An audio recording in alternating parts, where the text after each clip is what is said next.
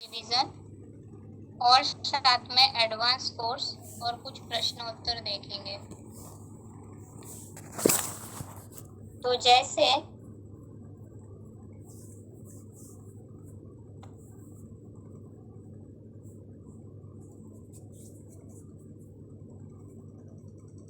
भाइयों के साथ जब कार्य व्यवहार हेतु लेन देन करते हैं तो उस समय जो ध्यान देने योग्य बातें जो हम समझे थे, तो उसमें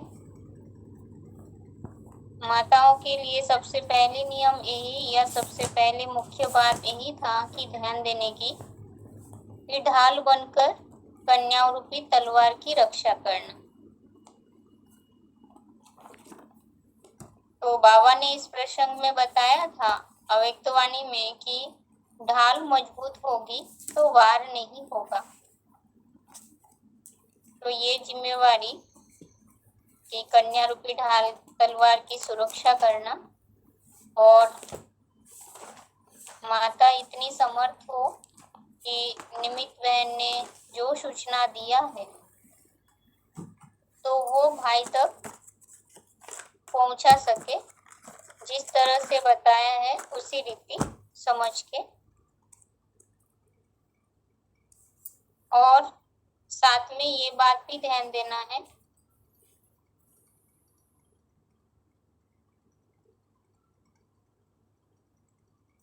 कि माता जो है वो कन्या और भाइयों के बीच एक मीडिया है, यानी संदेश वाहक है। उनको जितना काम की बातें बताई जाती है उतना ही भाइयों तक पहुंचाना है या भाइयों को बताना है। बाकी एक्स्ट्रा कोई तरह की लेन देन या बातचीत भाइयों से उचित नहीं है।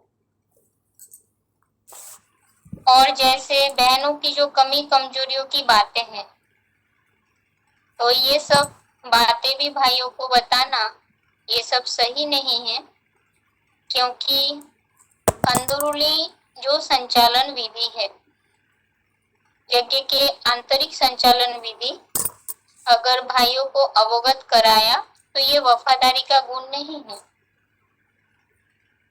तो कन्या माताओं के प्रति डिसरिगार्ड की भावना उत्पन्न होगी, तो इस बात का ध्यान रखना है। तो बाबा ने वफादारी का विशेषता बताई है। अव्यक्तवाणी में पॉइंट है कि जो वफादारी के मुख्य गुण क्या होता है। तो मुख्य गुण होता है अपनी भल जान चली जाए लेकिन हर वस्तु की संभाल करेंगे। तो कोई भी चीज व्यर्थ नुकसान नहीं करेंगे। अगर संकल्प, समय, शब्द और कर्म इन चारों में से कोई की भी व्यर्थ गवाते हैं तो या नुकसान के खाते में जाता है तो उसको क्या संपूर्ण वफादार कहेंगे? बाबा ने प्रश्न पूछा है कि अगर एक तो बताया कि जो वफादार होंगे वो कुछ व्यर्थ नहीं गवाएंगे, नुकसान नहीं करेंगे। अब चीजों की नुकसान तो है, उसके साथ साथ बाबा ने कहा अगर हम संकल्प को व्यर्थ गवा देते हैं, समय पुरुषार्थ करने के लिए जो हमें समय मिला है, तो इस समय को अगर हम गवा देते हैं, शब्द यानी बोल, युक्ति युक्त बोल हो, व्यर्थ बोल ना हो, और कर्म, कर्म भी ऐसे हो जो सही श्रीमत के अनुकूल कर्म हो। तो इनमें से अगर कोई को भी हम व्यर्थ गवाते हैं या नुकसान के खाते में चला जाता है तो उन ऐसे आत्माओं को वफादार नहीं कहेंगे।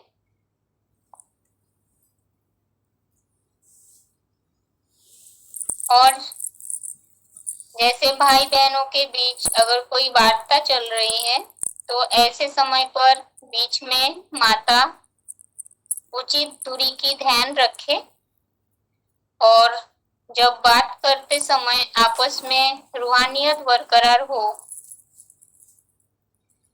उस बात का भी ध्यान रहे, अगर लंबी लंबी बातें या हंसी मजाक इस तरह की हरकतें हैं तो तुरंत सूचित करे हेड ऑफिस में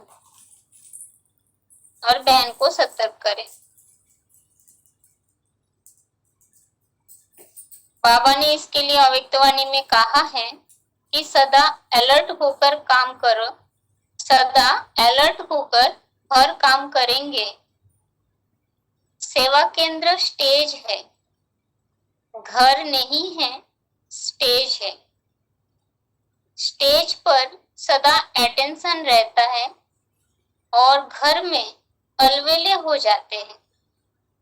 तो यह सेवा केंद्र सेवा की स्टेज है। अव्यक्तवाणी का तारीख है 21 नवंबर 84, पृष्ठ 25। अव्यक्तवाणी डेट 21 नवंबर 1984, पेज नंबर 25। तो बाबा ने इसमें बताया है कि अलर्ट रहने के बाद अलर्ट होकर हर कर्म करना चाहिए। तो बाबा ने बताया जैसे ये मधुबन में बात चल रही है तो ये सेवा केंद्र है, ये स्टेज है, ये घर नहीं है, स्टेज है, क्योंकि स्टेज पर सदा अटेंशन रहता है। जैसे स्टेज बताया बाबा ने, तो स्टेज में हर एक की नजर, स्टेज में जो व्यक्ति पहुंचे हुए हैं तो उनके ऊपर हर एक की नजर रहती है।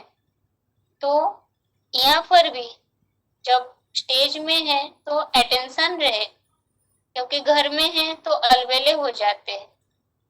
तो सेवा का केंद्र जो है वो सेवा की स्टेज है, अर्थात अलर्ट होकर के उस जिम्मेवारी को निभाना है।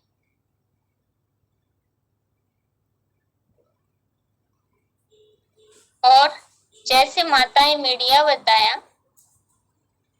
भाई बहनों के बीच की मीडिया है माताएं, तो जो भी बात माताओं से भाइयों को बताने के लिए कहा जाता है तो उन बातों को मधुबन में जो दूसरी बहनें हैं या और बाहर जो अन्य पार्टियां हैं, पार्टी के लोग हैं, तो उन्हों को बताना नहीं चाहिए, उन्हों को फैलाना उचित नहीं है। तो अगर माताओं को कोई बात गलत लगती है तो फिर हेड ऑफिस में बता सकते हैं।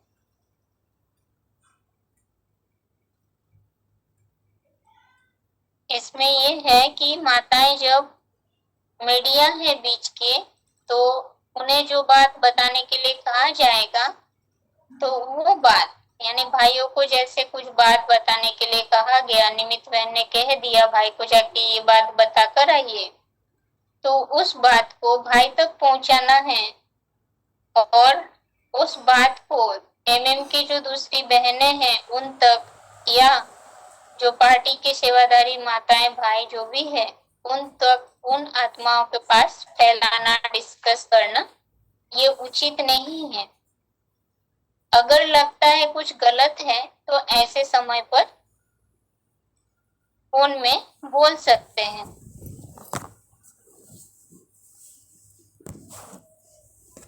हेड ऑफिस में बताएं।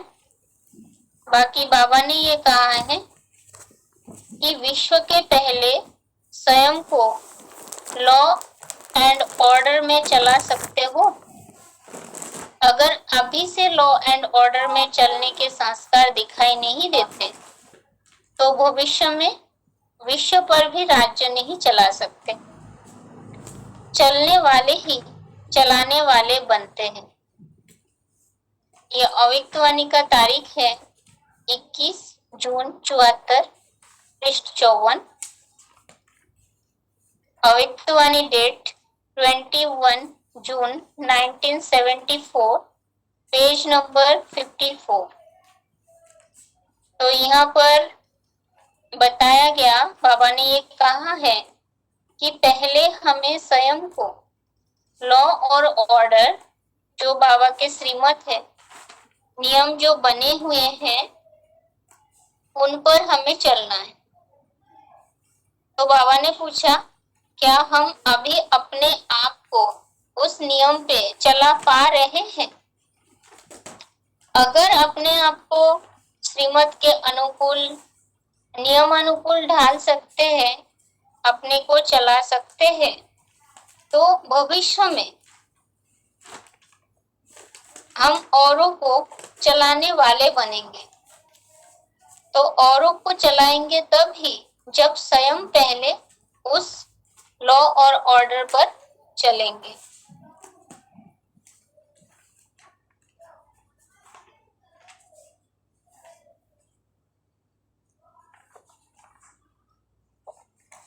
और आगे ये बात है कि जैसे बिना ढाल के नंगी तलवार घातक सिद्ध होती है, तो इस तरह माताओं को ध्यान ये रखना है कि कन्याओं को कभी भी अकेले बिना माता के भाइयों से बातचीत करना ये श्रीमत का भारी उल्लंघन है।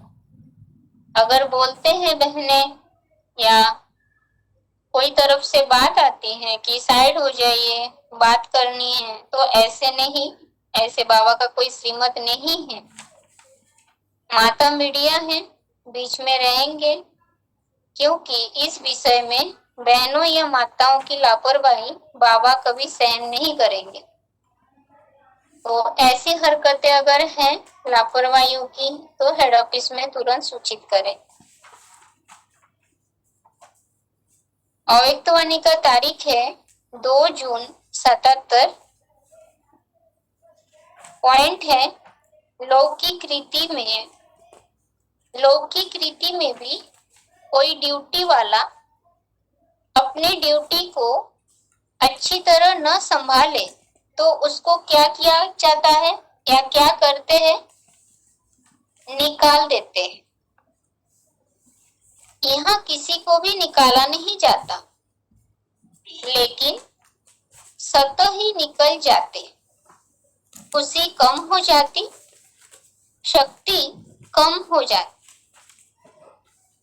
तो ये जो जिम्मेवारी है, मुख्य जिम्मेवारी कन्याओं की सुरक्षा, तो इस प्रसंग में बात चल रही है। तो बाबा ने ये कहा है कि लौकिक रीति अगर कोई अपने जिम्मेवारी को सही रीति निभा नहीं पाते हैं, तो ऐसे समय पर उन्हें उस जिम्मेवारी से निकाला जाता है। तो बाबा ने कहा, यहाँ बाबा नहीं निकालते, स्वतः ही निकल जाते हैं, क्योंकि खुशी कम हो जाती है, शक्ति कम हो जाती है। क्योंकि जैसे बाबा मुरली में बोलते हैं ना, यहाँ तो बात चल रही है कि श्रीमत के अनुकूल चलने की। तो श्रीमत पर अगर हम चलते हैं तो सदा सलामत रहेंगे, खुश रहेंगे, क्योंकि बाबा ने कहा है ना, अगर श्रीमत पर नहीं चलते तो फिर बीमार, धीमार, दुखी, रोगी, परेशान होंगे। तो इस तरह जो माता मीडिया बनकर बीच में रहती हैं, तो उनके ऊपर ये जिम्मेवारी है कि जो बाबा के श्रीमत है उस बात में लूज ना हो। और साथ साथ ये बात भी समझे थे कि कन्याओं की सुरक्षा तो है ही जिम्मेवारी, मुख्य जिम्मेवारी है माताओं की। अब उसके अलावा जो भाइयों के जरूरतमंद की चीजें हैं, उसकी भी पूर्ति का ध्यान रखना चाहिए, ताकि बहनों को भाइयों की ओर ध्यान देने की आवश्यकता ही ना पड़े। सेवादारी भाइयों से सेवा लेते हैं, तो सेवा लेने के साथ साथ यानी बुद्धि में इस बात का ध्यान हमेशा रखना है, जैसे माताएं एंट्री में रहती है, सेवाधारी भाई सेवा कर रहे हैं, अब भाई तो माताओं के संबंध में ही आते हैं, कांटेक्ट में आते हैं, तो इस हिसाब से समय अनुसार उनके खान पान, रहन सहन, पहनने ओढ़ने आदि का भी ध्यान रखना है। जैसे कपड़े या और सर्फ, साबुन आदि जो भी वस्तुएं हैं, वो सब उनके पास है या नहीं, इसकी जानकारी लेकर निमित्त को सूचित करें और उनकी पूर्ति की भी ख्याल रखें। अब ध्यान देने के लिए कहा, इसका मतलब ये भी नहीं है कि जरूरत से ज्यादा ध्यान दिया जाए या ज्यादा ख्याल रखा जाए, जिसे दूसरे भाषा में शब्दों में लगाव या प्रभावित कहा जाता है। भाइयों को अपनी ओर आकर्षित करना ये भी ठीक नहीं है।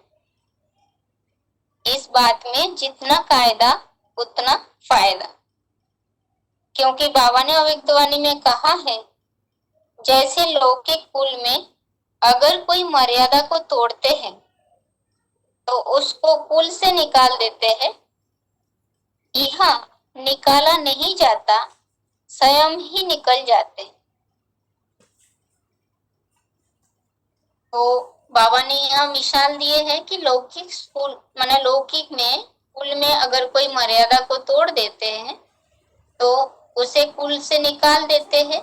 तो बाबा ने कहा कि यहाँ तो बाबा ने ही निकालते हैं, स्वयं ही श्रीमत की वर्खिलापी करने के कारण जो बोझ है, भारीपन है, तो उसके कारण फिर चल नहीं पाते हैं, फिर अनिश्चय बुद्धि बन जाते हैं, स्वयं ही हट जाते या निकल जाते हैं।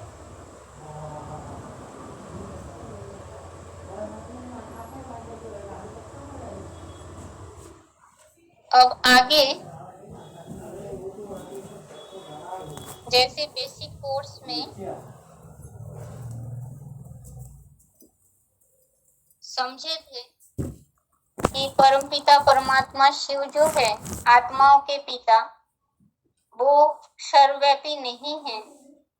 इसी से ही मिलते जुलते एक टॉपिक, जैसे दुनिया में ये मानते हैं कि जो आत्मा सो परमात्मा है। अब ये भी हमें लोगों को समझाना है कि आत्मा सो परमात्मा जो दुनिया में मान्यता है, ऐसे तो ये दोनों ही जैसे शिव और शंकर में अंतर समझे थे, उससे भी रिलेटेड, और साथ ही साथ परमात्मा में सब आत्माएं माना आत्मा जो है, परमात्मा जो है वो सर्वव्यापी है, इससे भी रिलेटेड है।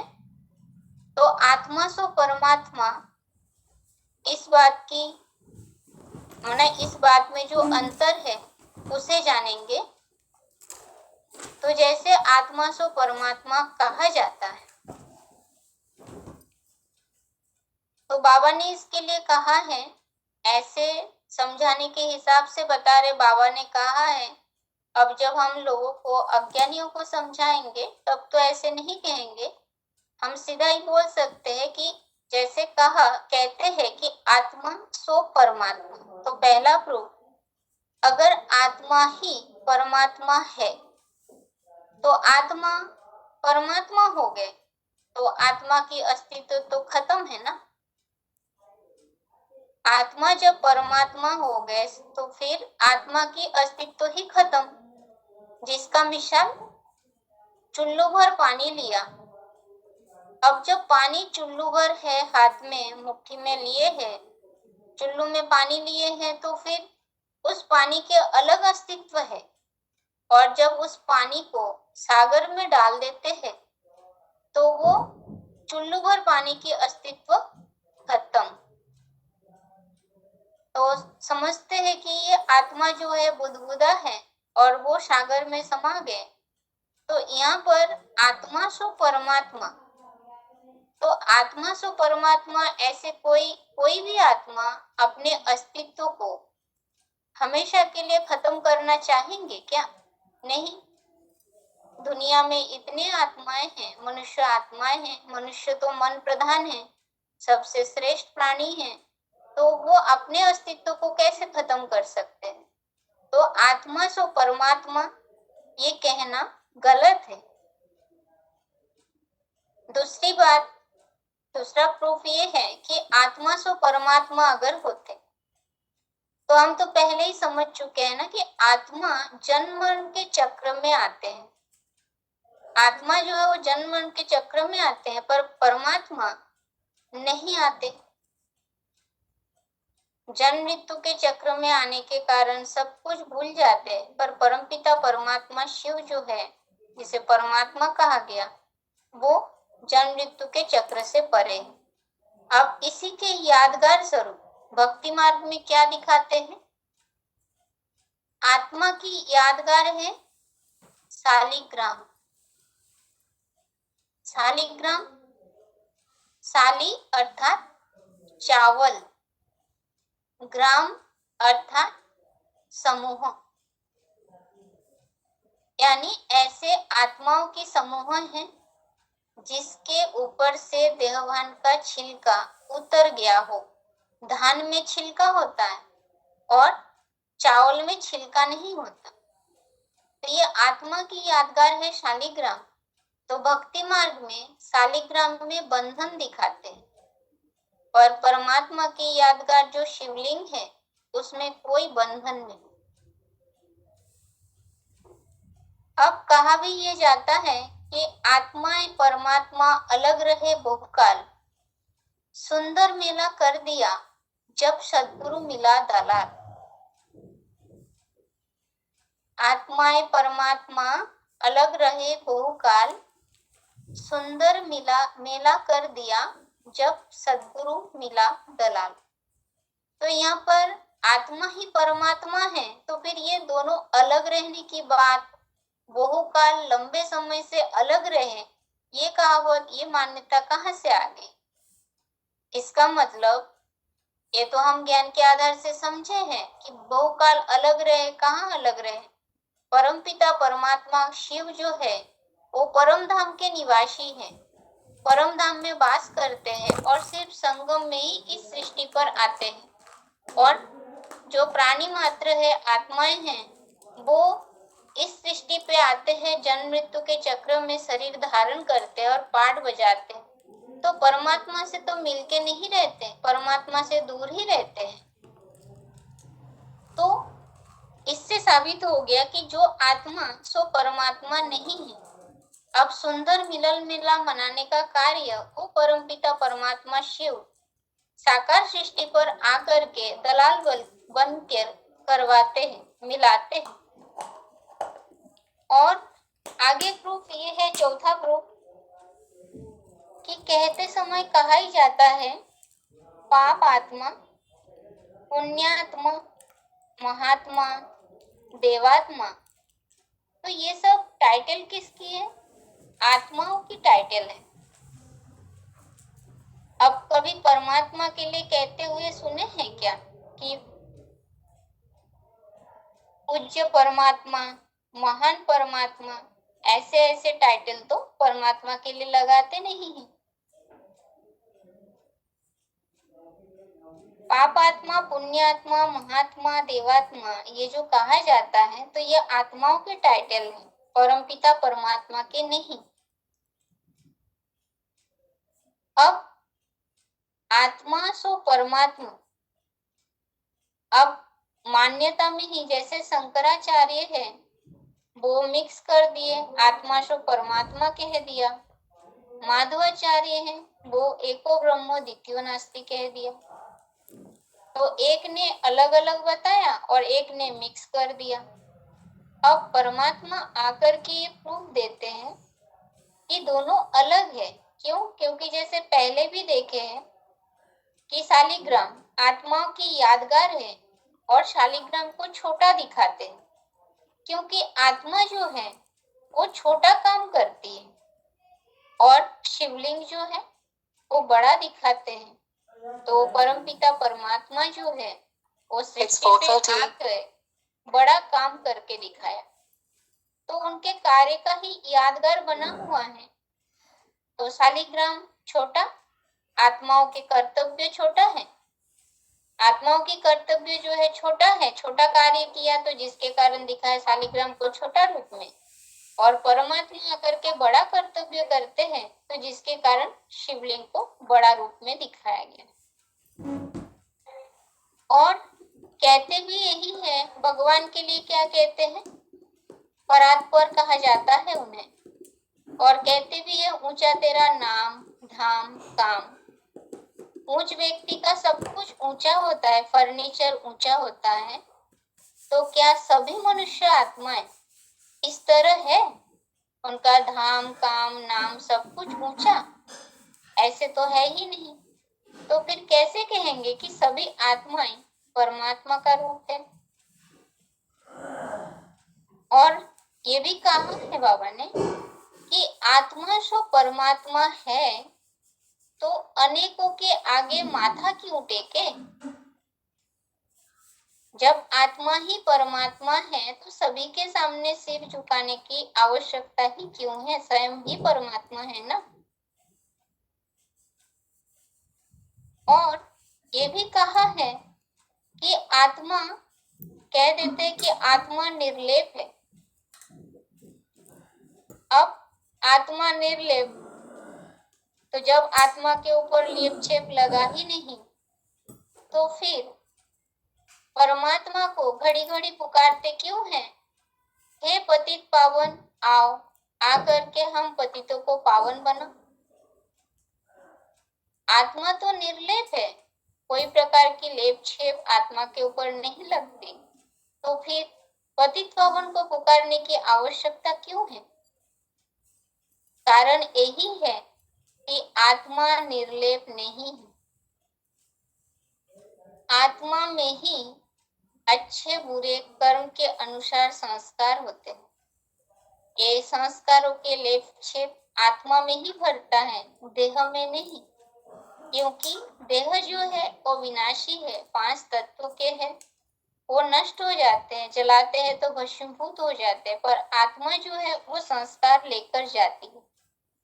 तो आत्मा निर्लेप नहीं है, ये तो दुनिया में ऐसी बात फैलाई गई है कि आत्मा निर्लेप है और कोई भी पाप करो तो उसका कोई लेप छेप नहीं लगेगा, और जिसके कारण पाप को धुलने के लिए गंगा में जाकर के स्नान करते हैं। अब गंगा स्नान तो वर्ष वर्ष चलता चला आ रहा है, तो दुनिया से पाप कर्म भस्म, मानो पाप करने के बाद पापियां जाके जब नहा लेते हैं, स्नान कर लेते हैं, तो उनके सारे पाप धुल जाने चाहिए, पर ऐसा तो है नहीं।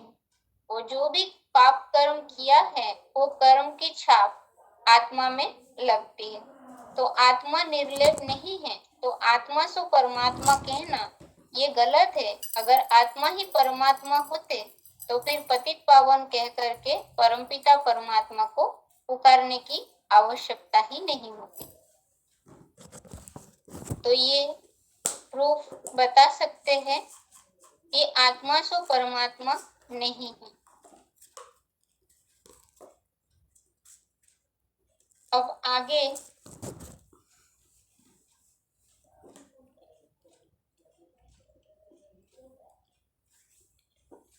जैसे त्रिमूर्ति के चित्र में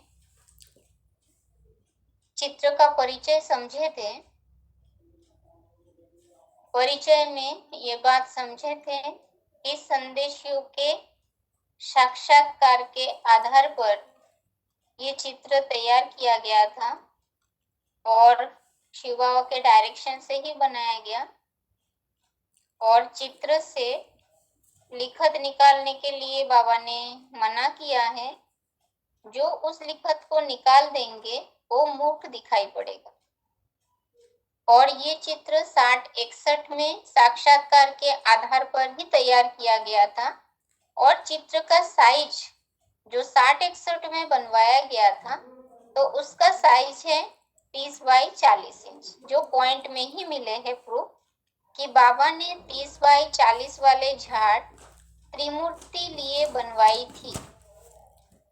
यानी 30 बाई 40 इंच साइज के 30 जो है ये लंबाई चौड़ाई है और 40 इंच जो है ये लंबाई है। तो झाड़ त्रिमूर्ति बनवाई थी, वो लगाए देनी है। बाबा को चित्र का बहुत शौक है, क्योंकि हम बनाते अर्थ सहित, बाकी सभी चित्र है अर्थ रहित। जैसे सच्ची गीता बनाई है वैसे सच्चे चित्र भी बनाने। 60-61 में सच्ची गीता नाम की एक पुस्तक छपाई गई थी, तो बाबा ने कहा कि वैसे सच्चे चित्र भी बनाने हैं। अब चित्र, सच्चे चित्र की बात बाबा ने यहाँ बताई है। अब सच्चे चित्र, झूठा चित्र क्या है? तो सच्चे चित्र का अर्थ ही है कि एक्यूरेट वो चित्र हो जिस चित्र में पर्टिकुलर पार्ट बजाने वाले जो व्यक्तित्व है, चैतन्य में जो आत्माएं कर्तव्य कर रही हैं, उन आत्माओं को दिखाना चाहिए। अब बाबा ने इसके लिए मुरली में कहा, दिव्य दृष्टि दाता तो वो है ना, नए नए चित्र बनवाते रहते हैं।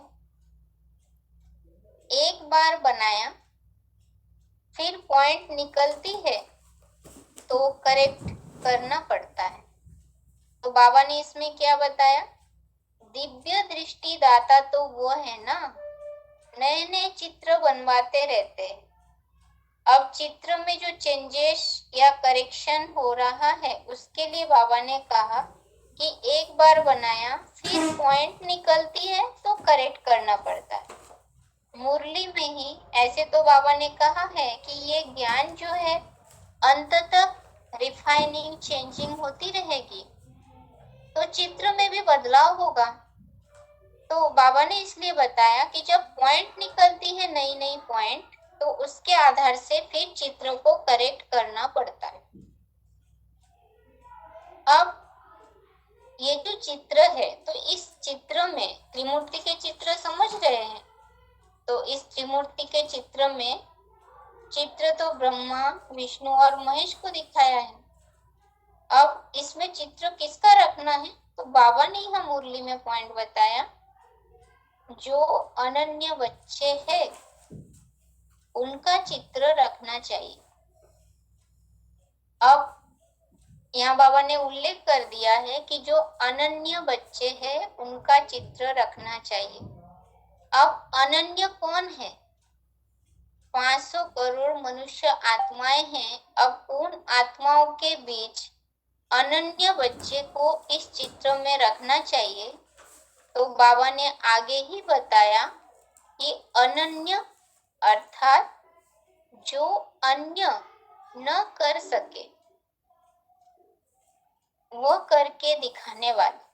500 करोड़ मनुष्य आत्माओं के बीच कोई त्रिदेव है जो उस कर्तव्य को करते हैं, कोई और मनुष्य आत्माएं नहीं कर पाते। तो शिव बाप का जो कर्तव्य है, क्या कर्तव्य? 3 कर्तव्य है मुख्य, स्थापना, विनाश और पालना। तो ये जो स्थापना, विनाश और पालना का कर्तव्य है, ये 3 मूर्तियों के द्वारा ये कर्तव्य संभव, यानी ये कर्तव्य 3 मूर्तियों के द्वारा ही होता है। तो उन 3 अनन्य आत्माओं को यहाँ चित्र में दिखाना चाहिए, बाबा का कहना ये है। अब ये जो 3 मूर्तियां हैं, इन 3 मूर्तियों के अस्तित्व को जो नहीं मानते हैं या उन्हें स्वीकार नहीं करते, तो बाबा ने उसके लिए कह दिया है कि आर्टिफिशियल कहाँ तक चलेगा, त्रिमूर्ति को हम छिपा नहीं सकते। अब बाबा ने इसमें क्या बताया कि जो 3 मूर्ति अनन्य बच्चे हैं जिन्हें इस चित्र में चित्रित करना चाहिए, जिनके चित्र रखना चाहिए, उन्हें आज ब्राह्मण परिवार में छुपा दिया गया, हटा दिया गया, उनके अस्तित्व को लोगों के सामने से गुप्त रखा जाता है। तो बाबा ने इसलिए कहा कि वो तो आर्टिफिशियल चित्र है, चित्र में देखेंगे तो 2 चित्र है भक्ति मार्ग के और तीसरा जो है ब्रह्मा दादा लेखराज के चित्र रखे हैं, जबकि आज उनके मूर्ति है ही नहीं, यानी वो चैतन्य में है ही नहीं। जब चित्र बनाने के लिए बाबा ने कहा कि आर्टिफिशियल नहीं चलेगा, त्रिमूर्ति को छिपा नहीं सकते, अनन्य बच्चों को रखना चाहिए, तो फिर जो अनन्य है, प्रैक्टिकल में 3 मूर्तियां हैं, तो उन्हें वहां पर दिखाना है। बाबा ने मुरली में ये भी कहा है कि त्रिमूर्ति दिखाने बिगड़ समझाना भी मुश्किल है।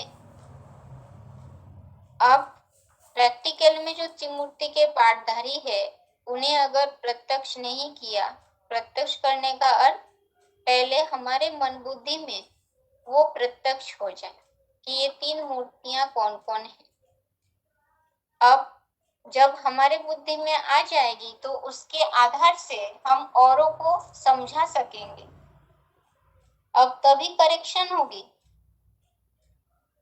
अब बाबा ने इस करेक्शन के लिए खास बता दिया है कि जो भी बड़े बड़े चित्र है, सभी जब करेक्शन होगी तो बिगर करेक्शन नहीं जाएगा।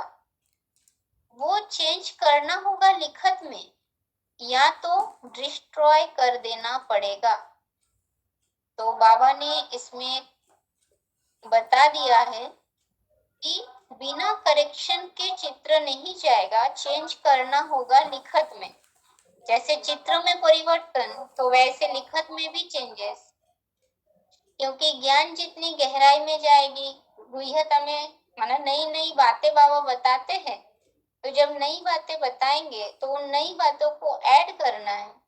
तो चित्र के लिखत में भी परिवर्तन और चित्र में भी परिवर्तन। तो बाबा ने कहा अगर चेंज नहीं किया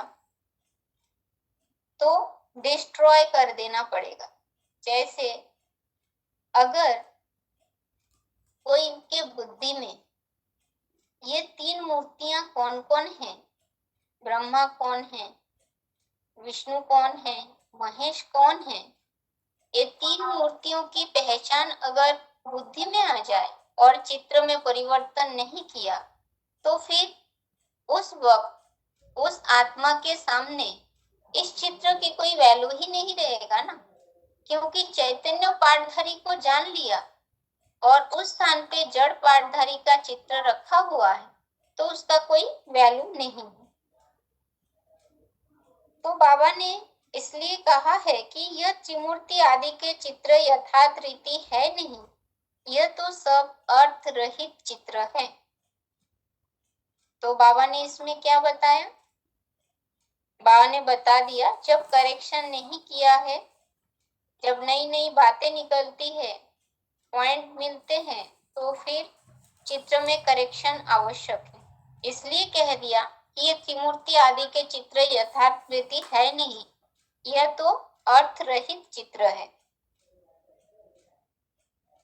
तो यहाँ पर देखिए, ये मुरली तारीख है 68 की वाणी है, और जो सच्चे चित्र बनाने की बात थी वो 63 की वाणी है। तो 68 में जाकर और भी नए नए पॉइंट्स निकलते गए, तो जिसके कारण बाबा ने कह दिया कि ये त्रिमूर्ति आदि के चित्र एक्यूरेट है नहीं और ये सब अर्थ रहित चित्र है। और चित्र को भी अगर हम ध्यान से देखते हैं तो चित्र में ऐसे है कि तीनों ही स्थान पे ब्रह्मा का ही मुख दिखाया गया है। अब तीनों ही स्थान पे एक जैसे ब्रह्मा के चेहरा हो तो वो तो सही नहीं है। तो इस हिसाब से त्रिमूर्ति का एक्यूरेट पहचान जो चैतन्य में पाठ बजाने वाली आत्माएं हैं, उन आत्माओं को दिखाना है। तो ये चित्र का परिचय। तो परिचय में शॉर्ट में बताते समय परिचय यही है कि ये जो चित्र है 60-61 में संदेशियों के साक्षात्कार के आधार पर तैयार किया गया था,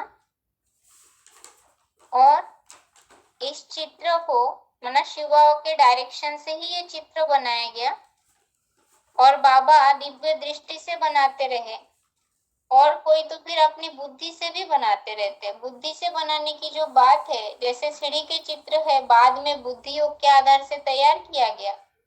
बुद्धि योग यानी मनन चिंतन मंथन के आधार से, और साथ ही साथ जो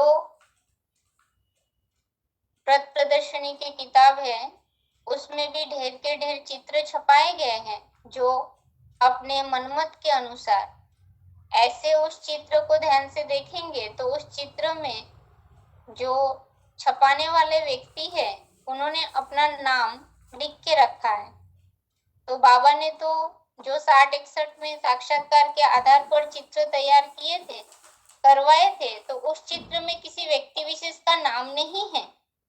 लेकिन बाद में जो मनमत के आधार पर, मनुष्य मत के आधार पर जो चित्र तैयार किया गया, उस चित्र को ध्यान से देखेंगे तो चित्र में नाम लिखे हुए हैं। और इस चित्र से लिखत को निकालने के लिए बाबा ने मना किया है, तो लिखत निकाल दिया है। उनके जो चित्र है, प्राइमरी नॉलेज लेने वाले जो ब्रह्मा कुमार कुमारियां हैं, उनके पास जो चित्र है, उस त्रिमूर्ति के चित्र में लिखत है ही नहीं, अंतर है। और उसमें चित्र में भी परिवर्तन किया हुआ है। और ये चित्र के जो चेंजेस है या परिवर्तन है, ये हम मुरली खंड 2 के पीछे देखेंगे तो वहां चित्र के अंतर दिखाया गया है। मुरली खंड 2, जो मुरली खंड 1, मुरली खंड 2 जो मोटे मोटे किताब है जिसमें मुरली के प्रूफ दिए हुए हैं, उस किताब में पीछे देखेंगे तो वहाँ जो ओरिजिनल चित्र क्या है और चित्र को बिगाड़ के क्या किया गया, वो उस चित्र को देखने से पता चलता है। अब बाबा ने 30x40 वाले झाड़ त्रिमूर्ति बनवाए बताया, तो 60-61 में ये चित्र तैयार किया गया। तो सच्ची गीता जैसे बनाई गई थी वैसे सच्चे चित्र भी बनाने के लिए कहा। सच्चा चित्र तभी कहेंगे जब उसमें ओरिजिनल पार्ट बजाने वाले व्यक्तित्व जो है वो हो। बाबा ने मुरली में चेंज करने के लिए इसलिए कहा क्योंकि बाबा ने मुरली में कहा कि दिव्य दृष्टि दाता तो वो है ना। नए नए चित्र बनवाते रहते हैं, एक बार बनाया फिर पॉइंट निकलती है तो करेक्ट करना पड़ता है। तो नए नए पॉइंट जब निकलेंगे तो उसके आधार से चित्र में परिवर्तन तो होगी। तो वो चित्र में परिवर्तन करके साक्षात्कार के आधार पर संदेशियों ने साक्षात्कार जब किया था तब इस तरह के चित्र देखे थे, ब्रह्म का, विष्णु का और शंकर का, तो उसे रखा गया। पर बाबा का कहना है जब पॉइंट के आधार से ज्ञान और गहराई में जा रहा है तो उसके आधार से फिर चित्र में चेंज होना चाहिए। तो उस स्थान पे किसको रखना है, तो बाबा ने उसके लिए कहा कि जो अनन्य बच्चे हैं उनका चित्र रखना चाहिए। तो अनन्य का अर्थ ही है जो अन्य कर ना सके वो करके दिखाने वाले। अब 500 करोड़ मनुष्य आत्माएं हैं, उसके बीच अनन्य है त्रिदेव, ब्रह्मा विष्णु महेश, जिनके द्वारा स्थापना, विनाश और पालना का कर्तव्य होता है। तो वो 3 मूर्तियां प्रैक्टिकल में ब्राह्मण परिवार में मौजूद है, जिनके अस्तित्व ब्राह्मणों की दुनिया में सिर्फ ब्रह्म को ही मान्यता दिया जाता है, बाकी दो मूर्तियों की नहीं। तो जिसके लिए बाबा ने कहा कि आर्टिफिशियल कहाँ तक चलेगा, त्रिमूर्ति को तो हम छिपा नहीं सकते। अब प्रैक्टिकल में है, उनके अस्तित्व को गुम करेंगे, छुपाएंगे तो नहीं चलेगा। और बाबा ने कहा कि बिगर करेक्शन के कोई भी चित्र जा नहीं सकता अगर करेक्शन नहीं किया। जैसे कोई के बुद्धि में चित्र की बात यानी चैतन्य में 3 मूर्तियां कौन कौन है वो बैठ गया, समझ गया कि ये है 3 मूर्तियां, और उनके संबंध में मतलब बुद्धि में जब चित्र फिट हो गया, अब बाहर हम हद में भक्ति मार्ग के चित्र को देखते रहेंगे तो फिर उस चित्र के तो कोई वैल्यू ही नहीं रहेगा। तो इसलिए बाबा ने कहा अगर करेक्शन नहीं हुआ तो फिर डिस्ट्रॉय कर देना पड़ेगा। तो ओरिजिनल यानी प्रैक्टिकल में पार्ट बजाने वाली जो आत्माएं हैं, 3 आत्माएं, 3 मूर्तियां हैं, तो उन्हें यहाँ पर दिखाना है।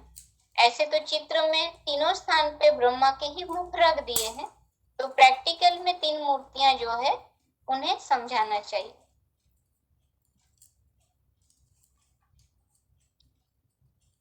अब आगे जैसे आत्मा की बात चल रही थी कि जैसे आत्मा के लेशन को हम समझे हैं, तो ये आत्मा जैसे शरीर जब छोड़ते हैं तो आत्मा इस शरीर को त्याग करके जाती है। अब शरीर से आत्मा को निकलनी है, तो प्रश्न ये है कि आत्मा शरीर में कहाँ से निकलती, शरीर में से निकलते समय कहाँ से निकलती। तो वो भी आधारित है उस आत्मा की शरीर में रहते समय कर्तव्य करने के ऊपर।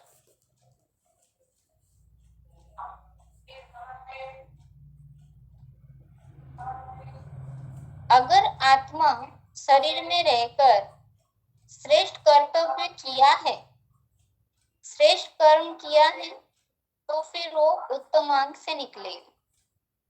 और अगर निष्कृष्ट कर्म किए हैं, नीच कर्म किए हैं, जास्ती पाप कर्म किए हैं, तो नीचेले भाग से, शरीर के नीचेले भाग से निकलती।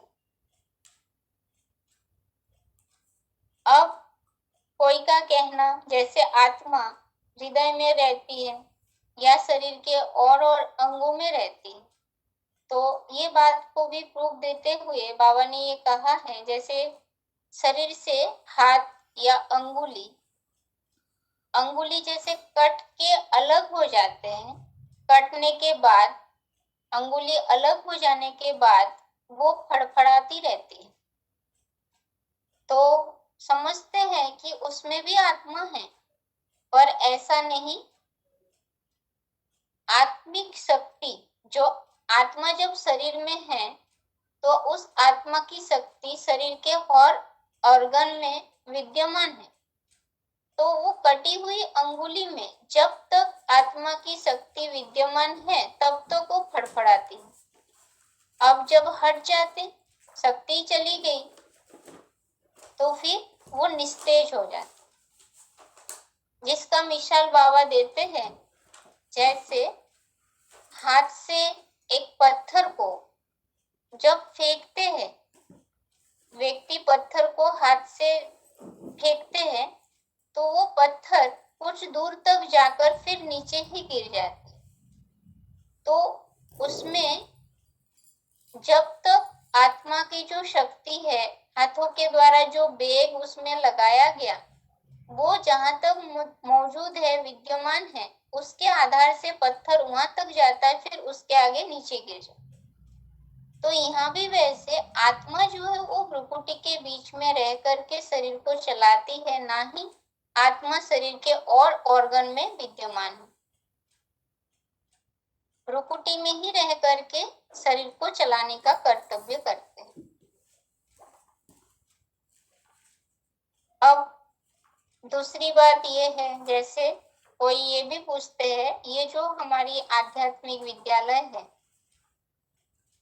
इस ईश्वरीय ज्ञान को या कोई पहले से ही इस ईश्वरीय विद्यालय के प्रति धारणा ये है, सुन के रखे हुए हैं कि ब्रह्मा कुमारियों के जीवन जो है वो बहुत कठोर है, नियम बहुत कड़क है, या इनकी धारणा तो ऐसे है कि वो घर परिवार को तोड़ते हैं। अब ये तोड़ने के संबंध में हम क्या जवाब देंगे? अब सन्यासी तो घर घाट छुड़वाते हैं, तो क्या वैसे ही परमपिता परमात्मा आकर के घर घाट छुड़वाते हैं? अब जो दूर से सुने हुए हैं, आके नजदीक से देखे तो नहीं। अब सुनी सुनाई बातों से ही भारतवासियों ने दुर्गति को पाया है, तो आके ज्ञान सुनेंगे, ग्रहण करेंगे, तो पता चलेगा कि भगवान आकर के घर को तोड़ते नहीं हैं, तोड़े हुए घर को जोड़ने का काम करते हैं। वो गृहस्थों को बसाते हैं, गृहस्थों को तोड़ के नहीं जाते, क्योंकि शास्त्रों में जो कृष्ण आकर के अर्जुन जैसे गृहस्थियों को ही ज्ञान दिया, भीष्म पितामह द्रोणाचार्य जैसे सन्यासियों को ज्ञान नहीं दिया। और जीवन का लक्ष्य जो लक्ष्मी नारायण, वो पद भी लक्ष्य माना गृहस्थियों को मिला, सन्यासियों को नहीं। अब कहावत जो बने हुए हैं, जो जिन खोजा तीन पाइया, गहरे पानी पेट, मैं बकुड़ा बुरन मरा रहे किनारे बैठ। अब जो इस ज्ञान को नजदीक आके खोजेंगे, देखेंगे, जानेंगे, वो ईश्वर बाप की सही पहचान ले सकेंगे। और जो सिर्फ सुन करके दूर ही रह जाएंगे, तो उन्हें तो इस बात की सत्यता का ज्ञान ही नहीं होगा। तो इस बारे में ना भगवान जो है या ये आध्यात्मिक विद्यालय जो है, ये कोई घर तोड़ने का काम नहीं करते। साथ ही साथ ये धारणा भी है, जैसे कहते हैं उस आश्रम में जाना भी नहीं है, वहां तो भाई बहन बनाते हैं, ऐसे भी मान्यताएं हैं, ऐसी भी धारणाएं हैं लोगों की कि गृहस्थ कहते हैं गृहस्थ में रहते हैं और संबंध कहते हैं कि भाई बहन का। अब भाई बहन बनाने का कार्य होता है यहाँ, इस तरह की धारणा भी है। अब उन्हें ये बात भी कह सकते हैं कि हम जब मंदिर में जाते हैं, मूर्ति के सामने जाके कहते हैं तमेव माता च पिता तमेव, तुम मात पिता, और फिर आगे ये भी कहते तुम मात पिता हम बालक तेरे, तुम्हारी कृपा से सुख घने रे। अब मंदिर में रहने वाले मूर्ति को मात पिता के रूप में मान रहे हैं और अपने को बालक के रूप में मान रहे हैं, तो तब बुद्धि में ये नहीं आया कि हम बालक है, यानी उस माता पिता के संतान है, आपस में भाई भाई है, स्त्री चोला है तो भाई बहन है। फिर ये बात कहाँ से आ गई कि भाई बहन बनाते हैं, इस आश्रम में जाना नहीं है। हम भक्ति मार्ग में गाते आए और उसके प्रैक्टिकल अभी करते हैं, तो तब फिर उसके ऊपर अंगुली उठाते हैं। तो दुनिया में जो भी गलत फहमियां लोगों के मन में जो फैली हुई है इस आश्रम के प्रति, तो ऐसी ऐसी बातें जो है जो बाबा बताते हैं, उसे थोड़ा बुद्धि में रखेंगे तो उसके आधार से भी लोगों को समझाया जा सकता है।